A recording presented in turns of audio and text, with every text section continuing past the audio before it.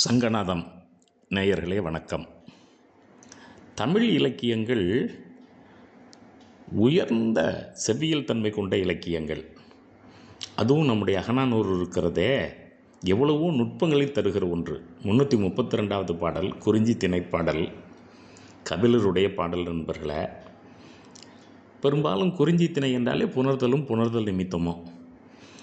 தலைவி தோழியிடம் சொல்லுகிறாள், தலைவனோடு இன்பம் துய்ப்பது எவ்வளவு இனிமையானது. நண்பர்களே, இலக்கியம் என்பதே மகிழ்ச்சியை எடுத்து சொல்லி மகிழ்வது என்பதற்கு இந்த பாடல் நல்ல சான்று. நண்பர்களே, அவனோடு நான் முயங்கிய முயக்கம் இருக்கிறதே, அவனுடைய மார்பில் நான் முயங்கிய முயக்கம் இருக்கிறதே, முதல் நாள் பார்த்து அவனை கொண்டு காதலித்த போது ஏற்பட்ட மகிழ்ச்சி ஒவ்வொரு முயக்கத்திலும் தெரிகிறது. அந்த வரிகளை பார்க்குறோம் நண்பர்களே. அமிழ்தத்தன்ன கமிழ்தார் மார்பு. ஒரு பசியோடு இருக்கிற ஒருத்தன் அமிழ்தத்தை சாப்பிட்டா எப்படி மகிழ்ச்சி அடைவானோ அது மாதிரி தானே அவனுடைய மார்பில் நான் விழுந்து கிடந்தேன். வேட்டோர்க்கு அமிழ்து, பசியோடு விரும்பியவனுக்கு அமிழ்து போல கமழ்தார் மார்பின் வண்டிடைப்படா முயக்கம்.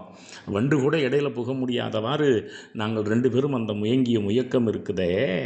தண்டா காதலும் தலைநாள் போல்மே. முதல் நாள் பார்த்த மாதிரி அல்லவா அந்த முயக்கம், அந்த இன்பம் எங்களுக்கு இருக்கிறது அப்படின்னு அந்த தோழி அந்த தலைவிகிட்ட சொல்கிறா. அப்போ தலைவன் வெளியில் நின்றுட்டு இருக்கான். அவனுக்கு காதலை விழுற மாதிரி அந்த இச்சரிப்பு நிகழ்வும் போது வருகிற கவிதை இது நண்பர்களே. அவன் தோட்டத்தில் நிற்கிறான்.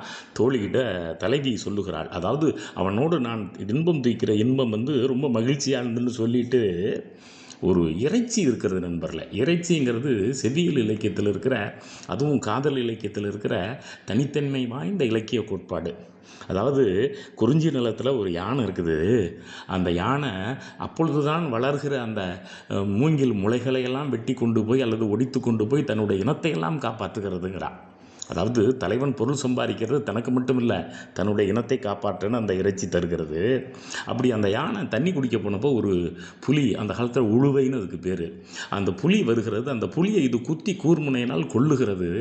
கொண்டுட்டு அந்த யானை அப்படி நடந்து வருது, திமிரோடு வருகிற போது பெருமழை பெய்கிறது. அந்த மழையில் அந்த யானையினுடைய தந்தத்தில் இருக்கக்கூடிய அந்த இரத்தமெல்லாம் குருதியெல்லாம் கழுவப்படுகிறது. என்ன இயற்கை காட்சி நண்பர்களே. யானை புலியை கொள்ளுகிறது, அந்த குருதியை மழை பெய்து கழுவுகிறது. படைக்கலாம் பாருங்கள் ஓமையை. அப்படி அந்த கற்பனை என்ன அழகான கற்பனை நண்பர்களே. அப்படி அந்த கூரிய முனையோடு வருகிற அந்த யானை அந்த பக்கம் வருது, அந்த பக்க மலைக்கு போகுது. அங்கே ஒரு நல்ல அந்த பக்க மலையில் அதனுடைய பிடி அங்கே இருக்கிறது. அந்த பிடியோடு இது புணர்கிறது. அப்போது தன்னுடைய அந்த வெற்றி வேலையெல்லாம் முடித்த பிறகு இன்பம் தூய்க்கிறது இந்த யானை. அப்படி யானை இன்பம் தூய்க்கிற போது 6 கால்களுடைய வண்டுகளெல்லாம் யாழிசை பாடுகின்றன. அங்கே வாழை மரங்கள் நிறைய இருக்குது. அந்த வாழை மரத்தோப்பில் தான் அந்த யானை தன்னுடைய பிடியோடு மகிழ்ச்சியை தூய்க்கிறது. அப்படிங்கிற அந்த காட்சியை எழுதுகிற போது நண்பர்களே, அந்த இறைச்சி எவ்வளோ நுட்பமாக பொருளை தருவதாக இருக்கிறது. வாழையம் சிலம்பில் துஞ்சும் நாடன், பிடியோடு புணர்ந்து அந்த யானையும் பிடியும் புணர்ந்து யாழிசை பறவை இமிர. அப்போ அந்த யானையையும் ஆண் யானையும் களிற்று யானையும் பிடி யானையும் புணர்கிற போது பறவைகள் யாழை மீட்டினேன்னு அந்த இயற்கை ஆசிரியர் பின்னணியை கொடுக்குறார் நண்பர்களே. அதை நாம் மிக நுட்பமாக பார்க்குறோம். ஆமாம், கண்முகை அடுக்கம்னா மலைகள் அப்படின்னு அர்த்தம், அந்த பக்கவாட்டு மலைகள்னு அர்த்தம். மென்மல இயலி செருபகை வாட்டிய செம்மல், இந்த அண்ணல் செம்மல் இந்த சொற்கள்லாம் இந்த யானையை இணையில்லாத ஈடு இணையற்ற யானையை குறிப்பிடுகிற சொற்கள் நண்பர்களே. ரொம்ப அருமையாக அருகாள் யாழிசை, அருகால்னா அது வண்டை குறிக்கும், அது அந்த ஆகுபெயரா.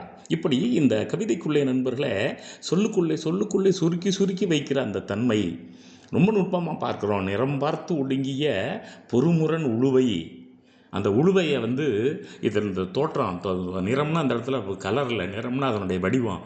இந்த வடிவத்தை, இந்த பெரிய ஆற்றல் வாய்ந்த உருவத்தை கொள்றதுக்கு ஒரு ஓரமாக போய் பதுங்கி நினைச்சான் அந்த உழுவை. அந்த உழுவையை கூர்முனை அப்படி குருதி செங்கொட்ட குத்தியது இந்த யானைங்கிற போது அந்த யானையினுடைய வீரம் பேசப்படவில்லை நண்பர்களே, தலைவனுடைய வீரம் பேசப்படுகிறது.